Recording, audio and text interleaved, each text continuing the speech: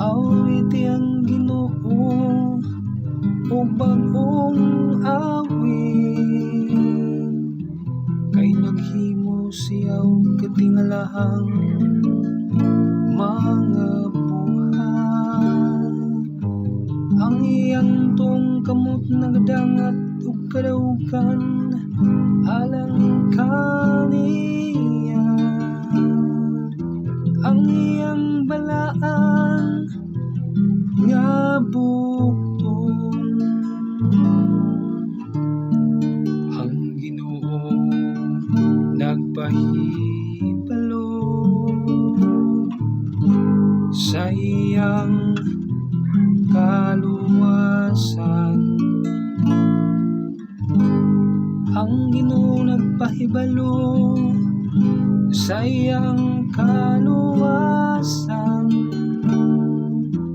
sa tubangan sa kanasuran iyang gipahayag ang iyang katarong. Nahinumdum siya sa iyang kaluoy ug sa iyang kamatinud-anon alang sa balay ni Israel.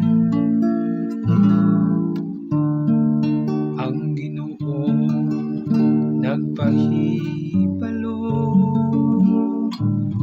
sa iyang kaluwasan. Ang tanang kautlanan sa yuta nakakita sa kaluwasan nga gihimo sa atong Dios. Awiti nga malipayon ng Ginoo kamong tanang kayutaan. Singgit kamog awit, pag-awit kamog pagdaig. Ang Ginoo nagpahibalo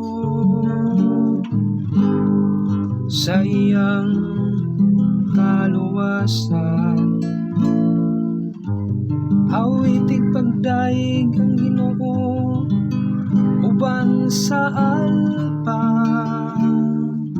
ug sa mananoy nga awit, uban sa mga trumpeta ug sa tingog sa pudyum.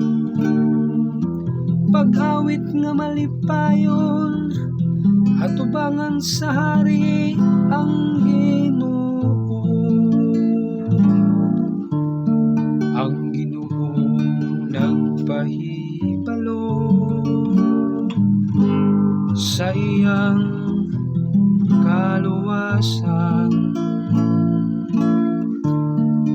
Ang Ginoo nagpahibalo